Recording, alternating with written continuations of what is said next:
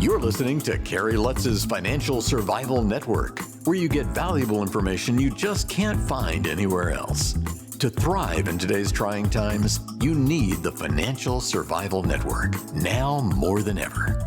Go to financialsurvivalnetwork.com and get your free newsletter and gift. Financial Survival Network, now more than ever. And welcome. You are listening to and watching the Financial Survival Network. I'm your host, Kerry Lutz. Well, every now and then somebody comes along. You really have to admire this person, meeting all these challenges, financial challenges, health challenges, coming out on top. Marc Adams, you are exactly that kind of person. And you're the best-selling author of the book, Secrets to 10Xing Your Business and Cashing Out Tax-Free. And you kind of have a storied career here. It's great to have you on the show. So tell us everything you've gone through. What have you learned? What are the three takeaways? Three takeaways from your life experience, beating stage 4 cancer, and turning these companies around. Yeah, well, before I get to that, thank you so much for having me on the show. It's a privilege to be here, and listening to some of the episodes that you've done. Not all of them, over 14 years. That's a lot of episodes, but listening to some of your episodes, it's I got a lot to live up to, and I hope to do that. But to answer your question, I guess it's a question I get asked a lot, and I never know how to answer it, because I think that the biggest takeaway, I guess, is never give up. And I draw that particularly from cancer. So in my case, when you get diagnosed with stage 4, I'm not the first person in the world to be told I got stage 4. I'm not the first person in the world to be told that I got 6 months to go. But when I got it, it was in the middle of COVID, and we were in 2020. And at the beginning of 2020, COVID was a thing that was coming, but none of us were in lockdown. Obviously, there were no vaccines or anything like that. By the end of 2020, we'd been through worldwide lockdown number 1, and people were just beginning to come out in little groups. And that's when I got diagnosed with stage 4, 6 months. But then when they took it out, it was on the basis to see whether taking it out would give me a year, maybe. And when you're in that scenario, you'll give everything for another day with your family, with your loved ones, with your kids, whatever it is that you want to do. You'll give anything for that, for one more day. So when I got the original strain of COVID while recovering from the cancer in the hospital, pre-vaccine, and you go from 6 months to, at that time, if you remember, we were going through a 28-day cycle. None of us knew what was coming. We knew in the first 12 days you were going to go up to a day 5, 6, or 7, and it was going to get worse, or hopefully you were going to get better. So my 30 days have been robbed from me, and then I'm just looking at 12. Now roll forward, and we're in 2025. I've come through that, and the thing I learned was, whatever my strategic goals a year or a couple of years were, it came down to minutes. Because when I was going through that COVID journey, I was getting on YouTube every morning figuring out, what do you do on day 1 of COVID, day 3 of COVID, day 5 of COVID? What's happening to other people? Who's posting? What can I learn from that will help me get through this day, and then this morning of the day, or the afternoon of the day? So huge learning on that was, doesn't matter what you plan, life can sometimes grab you by the scruff of the neck and give you a different plan that you just weren't expecting. And I know. And then the second thing on that was, and we didn't really talk about this pre-show, it wasn't, but listening to your background and the success you've had previously as selling a couple of your own businesses. In my case, at that time, I reckoned mine was worth about 10 mil. You try selling a business when you are the face of the business and you've got maybe 12 days, maybe 30 days, maybe 6 months to live. And you got no chance. And I should know better, because I come from a corporate and then private equity background, and you think you're bulletproof, and all of a sudden you're faced with that and you think, have I done enough? And the plain fact was, I probably had 6, 7, 8 years to look, of cash and assets to look after my family, but I hadn't done enough. And that bulletproofing that you thought that you had, is disappearing out of the window, because you've got 6 months to go. And then when you get COVID, you don't know what you got. And there's no amount of planning that, you can look people black and blue in the face and say, prepare, but you can still find yourself in a very difficult position. So big lesson learned from that. And the third one was really from my 10-year-old who taught me that there was a better way. And there's context for this, but at the time I'm going through the COVID piece and I didn't know whether I was going to make 12 days, let alone 28 days. I'm trying to give as much information from the last 3.5 years or 3.5 decades of entrepreneurship to a 10-year-old as I can, in the hope that he's going to remember and do something with it. And one of the things I said to him, Kerry, was the sad reality of the 8 or 9 out of businesses that go to market to get sold in the, let's say, sub 100 million revenue range, never get the sticker price they want. Now, a lot of people will tell you they never sell, and that can be true, but they don't get the sticker price they want. And so my son says to me, so what happens to the one? I said, well, somebody buys that and we compete for the ones that we would like along with everyone else. He said, what happens to the 9? And I said, well, they just they're a bit like a property. And not realizing he didn't know what that meant. But from a property analogy for the listeners, if you put a property on the market and it's correctly priced, it's going to be 3 months in contract to go under offer and then in contract and it's done. If it's too cheap, it's sold the following day. And if it's overpriced, a year later, it's still on the market. Languishes. Now, yeah. So if it's languishing, you've got some choices. You can either reduce the price of it so that you can get it sold because the market's telling you it's not willing to pay the price that you would like or that you want or that you need, or you can improve the property. Maybe you do a small extension or you redecorate it or you do something to improve the property so it gets the sticker price or closer to the sticker price that you want. You can do that, or you can just hang out and hope that somebody's going to come along eventually and pay the price, which sometimes happens, or you can take it off the market. And a lot of businesses take it off the market, which is why you see so many people in their older years, 70s and 80s, still working in the business, not just because they like it, but because they've got bills to pay and they can't get the sticker price they want. And then when you take into account that in some places, California, New York, you'd lose maybe 50% of the asking price in taxes and fees and distributions and commissions from everybody that's got their fingers in the pie, then you can see why they don't end up with enough money to do what it is that they'd like to do at the next stage of their life. And those are retirement people. But of course, there's people in their 20s, 30s, 40s and 50s that also go through this as well. So the kind of lesson that when I'm explaining that to him, and I wasn't going through that detail that we've just been through, but basically saying, I understand where you're going. I got you.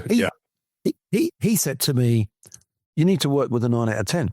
And I said, okay, but what's your thinking? He said, Dad, what happens if their parents get COVID and they die? Who's going to look after their families if they didn't sell their businesses? And you can help them and you need to help them. And at that point, of course, I'm recovering from COVID. So I'm kind of going, okay, not having any idea on how you might tackle that. Because I think fairly I was focused on something else like getting through COVID and then getting through cancer.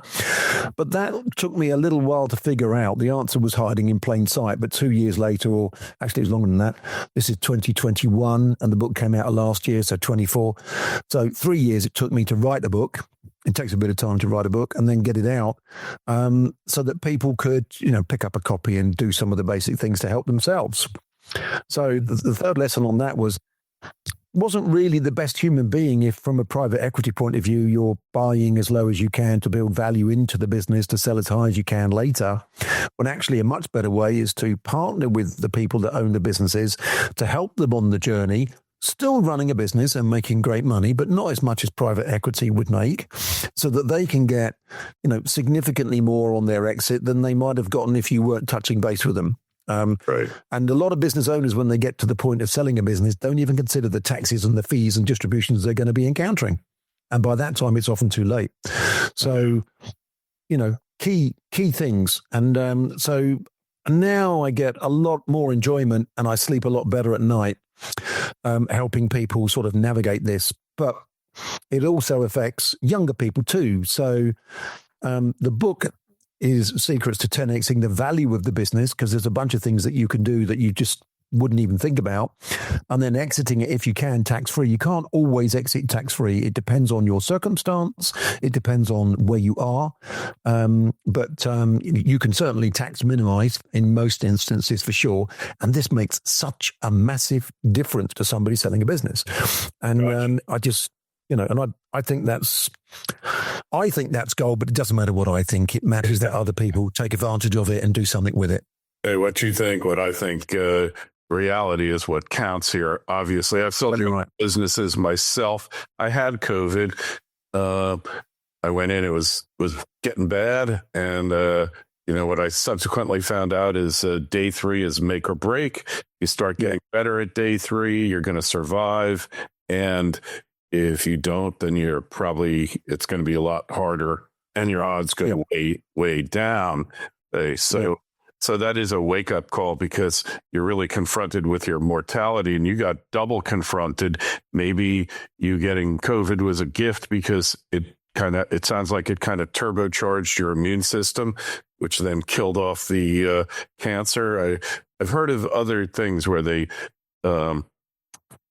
introduce an infection, a benign infection, and it kills off something more seriously. So who knows? But the fact is, you got young kids, and you're thinking, am I going to leave them at this point? And it's a really hard thing to come at. I'm thinking, hey, am I ever going to see my grandchildren? Ever see my grandson hit his first home run in Little League? And it's a real hard thing to come to terms with, for sure. Hey, so getting back to, and you make a great point, Kerry. I forgot to mention that you say that having COVID thrown at you was a curveball. In my case, they do think that having COVID cured the cancer, and they think that because around April 21. There were a dozen or so cases of people like me getting reported in medical journals. I wasn't one of them, but people with late-stage cancer getting reported in medical journals around the world that didn't have much of a prognosis of survival, and got COVID, and all of a sudden they couldn't find the cancer anymore, which is exactly what happened to me. Now, the reason they think it is because I was all over it when they told me this, like, can we bottle it? Because obviously we found the cure for cancer. We're going to be gazillionaires.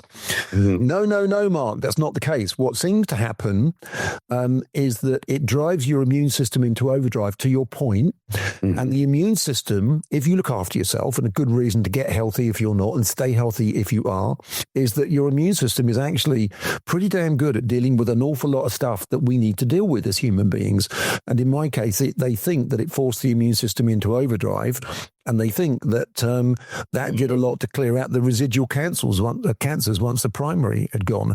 So when I went back for the 8-week check, I hadn't had any chemo. I'd had the operation, and it was what could we do now? And they said the good news is we can't find any cancer, and the bad news is we've got no idea why. And I said, that's bad news? And they went, well no. Very bad news. So I'm lucky. I'm very, very lucky.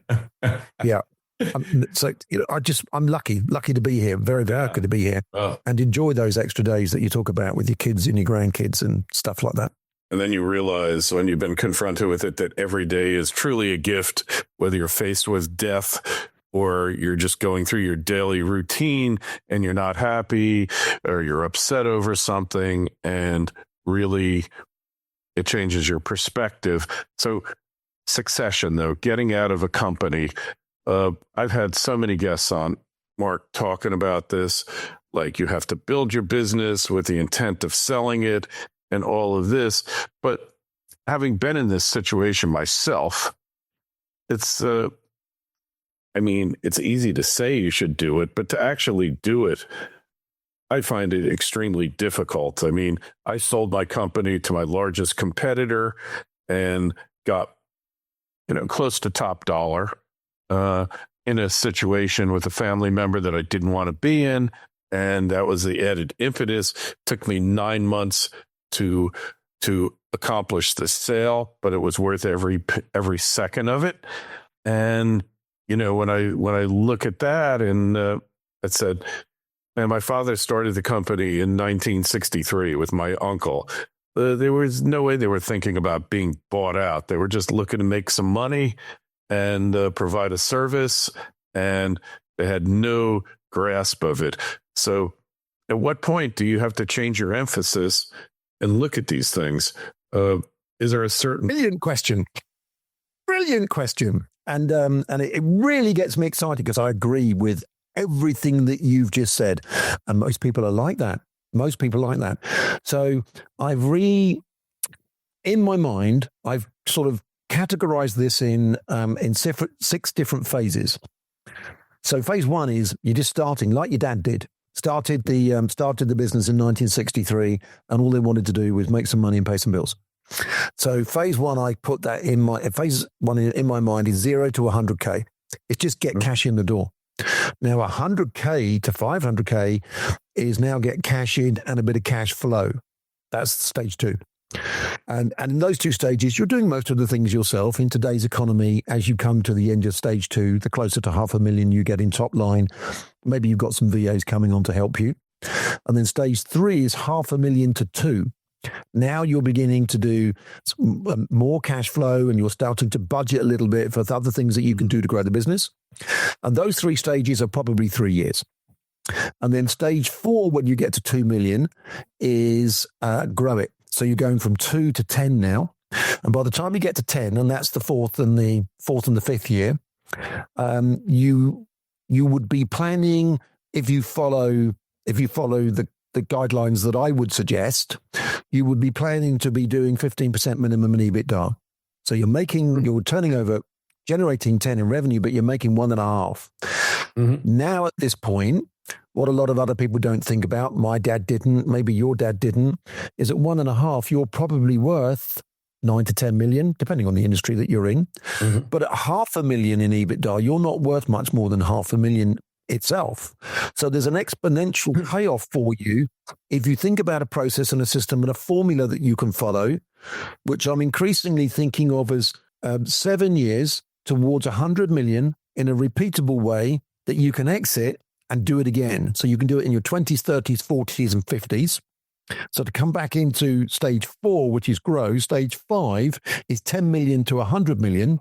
Now, the big difference on stage 5 is you start really shifting from organic to growth to organic and acquisitive. So in the US right now, the economy is growing at 4%, something like that, organic growth. Yeah, 2 to 4%. Can't believe what they say, but yeah. Yeah, but it isn't 15%, and it's not 30%, and you can probably believe that. And so, in most cases, there are some people that will buck the trend in high growth industries. AI, for example, will buck that trend. Startups will buck that trend. But generally speaking, you're 2 to 4%. So organic growth ain't going to get you there. So as you start coming up towards the 10 million in growth and 1 million plus at EBIT, one of the key strategies that people don't think about, because they're really good at doing the thing it is that they do, is to buy other companies by acquiring. So a friend of mine that I'm helping at the moment is in the video editing business, and he started a company 5 years ago, and he's at 400,000 in revenue. It's taken him a long time to get there, and he's taken that cash down and enjoying life a little bit. And I started to say to him, now, as you move forward this year and you're looking to get to 500 or 600, then you want to, in terms of profitability, EBIT, then you want to, instead of buying Bitcoin, start thinking about how you're going to buy another business like yours in a different location, because you'll double the size of the business in a day. So if you get yourself up to 10 million-ish and you bought 3 more businesses of a similar size and shape, you're going to have some cash to leverage. You're very investable. You're at 40 million or 50 million now. And that's year 5 and 6.